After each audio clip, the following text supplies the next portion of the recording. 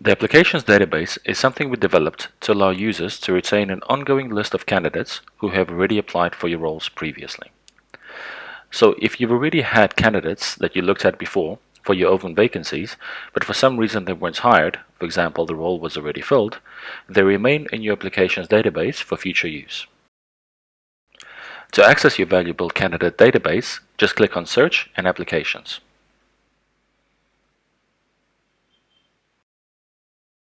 This will take you to the Applications Database page where you'll be able to enter keywords that will bring up the relevant candidates.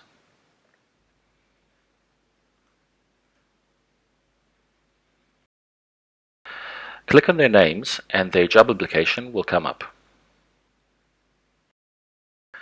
Here you'll be able to see their details, check out their profile, see what job they've applied for previously, and be able to chat to them about new opportunities. If they're still interested and are happy to apply for the new role, just send them the link via the chat tab and you're on your way to filling that position.